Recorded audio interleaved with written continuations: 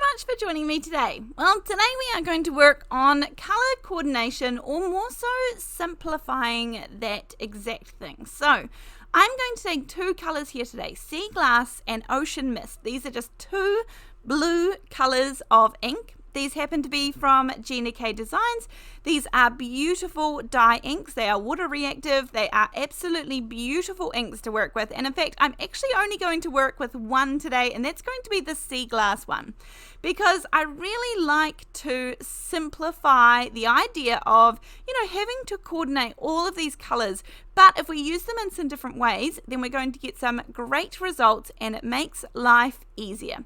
So first of all of these steps are going to be so easy, so easy. So the first step is we are going to ink blend very gently onto a piece of plain white cardstock. Now at the moment this cardstock is 4 1/4 by 5.5 inches, and I am just going to put a light layer. Now I am not aiming for perfection. Trust me, you don't need it. There is going to be, some slightly darker places and some slightly lighter places, some places where I didn't mean to press as hard. That's okay. Just a light layer of ink on this first one. So we're just using this Sea Glass ink. Now, because we are using so many similar colours, we want to involve some texture. So I'm going to bring in, this is the Organic Petals embossing folder from Sizzix. This is a 3D embossing folder, and it is one of my favourites. Versatile.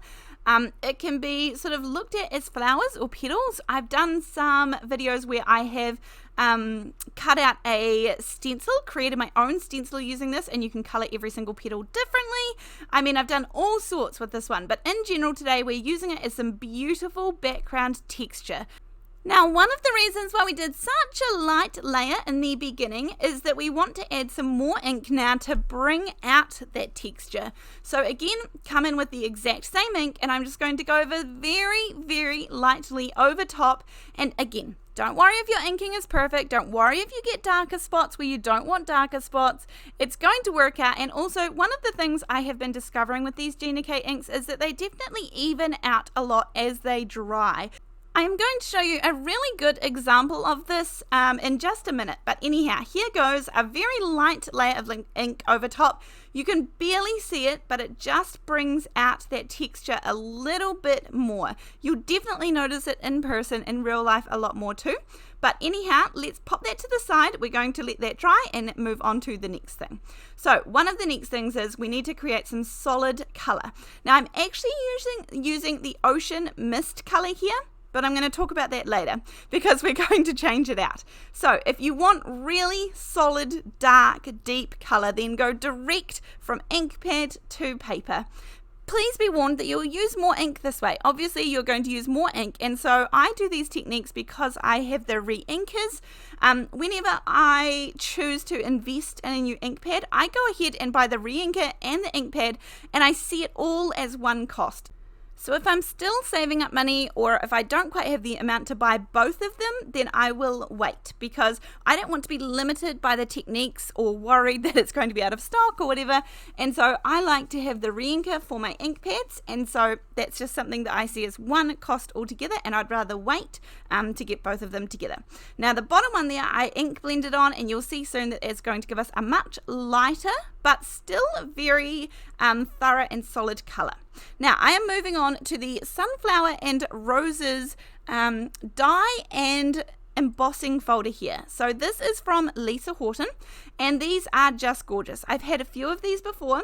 So there is a dye that comes and it's going to match. I believe that there is also stencil sets for these as well. But again, I have another video on, I think, my favorite way to color these when you just have the dye and the embossing folder. They come as one. It's one that you buy together. I mean, look how stunning this is. Just the die cut by itself is absolutely gorgeous. And think what you could do with that foliage. My mind runs wild here. But I have a video on my favorite way to color these, which I'll link in the top right hand corner as well. Now, this is where I always die cut first, and then I use my embossing folder. Now, I must admit I had planned to use more of this than I kind of ended up using. but that's okay. Look at this beautiful, stunning piece. Even just in white. This is such a beautiful, beautiful embossing folder. I love this, and I plan to use this in a few different ways, but today I'm actually going to cut this down because I want that big, beautiful rose. Now, I did leave this foliage here. I was intending to use this. This is what I thought I wanted to use, but actually, I will admit that I went off course and I have gone in a different direction. But remember, we're just trying to keep everything really simple today and keep down the color coordination that we have to do. So I'm going to get this beautiful rose. Now, by all means, any image, rose, die cuts, you might have ready-made images or stickers or transfers or anything is going to go well here. So don't be limited. I am going to use this beautiful, beautiful rose, and I was going to use the foliage, but change of plan. I have a piece of mint tape, sticky side up. This means it just holds all my die cuts really nicely. I'm going to add some yellow ink because yellow and blue are going to go together beautifully, but I just want a soft, soft layer. Really, really soft. And then, so I'm just using a little bit of, I think this is lemon drop, and then I'm going to use some peach Bellini, and that is just going to go a little bit around the edges just to sort of highlight and tone down that yellow nature just a little bit. But honestly, you could go to town here. I have done a very light layer so that you can still see the white from underneath the rose too. Now this is where I went off course. Now this is a Christmas die. But let me reassure you that we can use Christmas dies at different times of the year and you will never know. I'm going to die cut out some of those leaves in some silver cardstock. Now I will go back to that in a minute and walk you through my decision for that. But anyhow, I also want some edging dies. Now these are the two sets that I choose to keep in my stash in my little crafting space. The Spellbinders one and the Pink Free Studios one. Now both of these are beautiful. One has the Spellbinders one has these more slimline, skinny, sort of delicate ones, whereas the other one is the Pink Free Studios are a little bit thicker, but again, different uses. And so I'm going to create my own little panel to go down the middle, and I'm just switching this die around so that the inside, so that the decoration, the detail is going to be on my piece rather than the outside. So that's just really easy. I'm simply running this through twice, and even this little bit of detail is going to really go a long way for a card that doesn't have a whole lot of different colors. I'm going to poke out all those little pieces. Doesn't take me long at all. And then this is sort of where we're going to come together and start piecing everything together. Now these two colors here, this is what we did in the beginning. These have evened out and they have lightened a bit. But the colors are off a little bit, and so I actually did a second piece, and this is the exact same color. This is sea glass, just direct to paper, just with the ink pad, and I think this one is a little bit closer to what I was wanting. The other one would have worked perfectly fine, absolutely fine. Again, they're just one step away from each other with the blues, but I'm going to go with this one because keeping it simple using one blue ink pad for the whole thing definitely simplifies. Then I have cut out a nice long panel from that strip. I'm going to cut down the edges from the textured panel that we created, and that just gets rid of any of those harsh lines from my ink blending around the edges.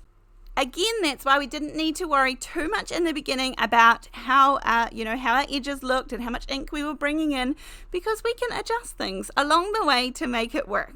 Now this is my card front. Now this was a little bit extra, I must say. Sorry, this is my card base.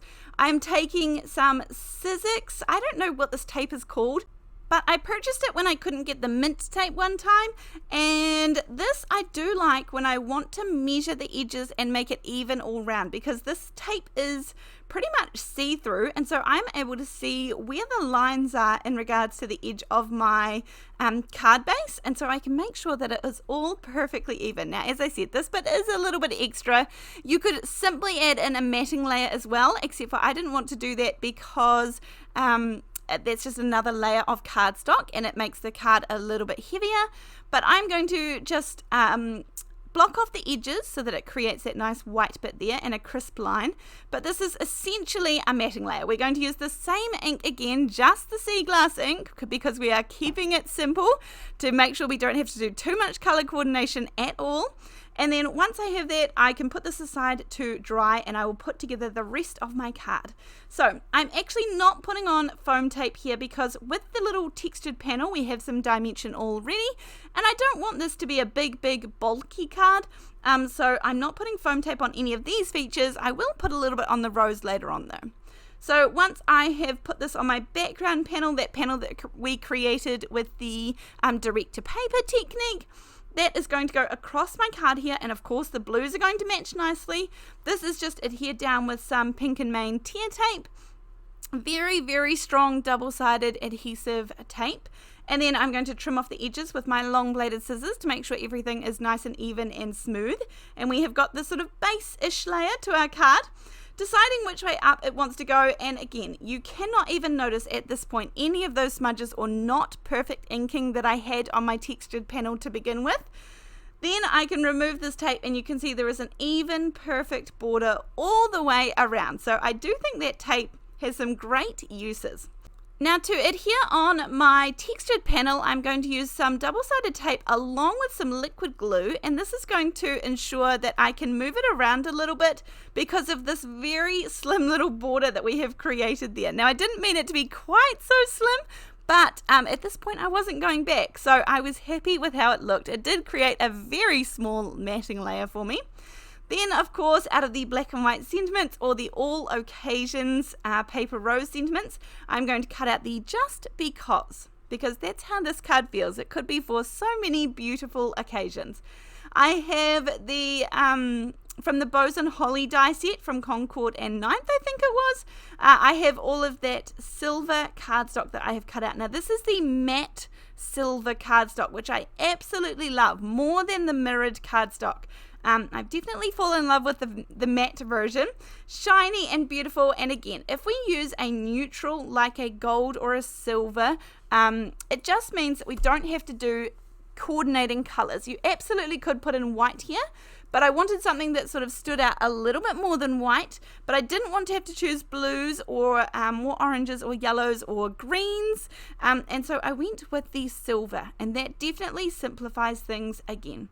I'm just going to put this foliage up and down that little panel that we have created so it looks sort of nice and full, but we can still see the panel behind it.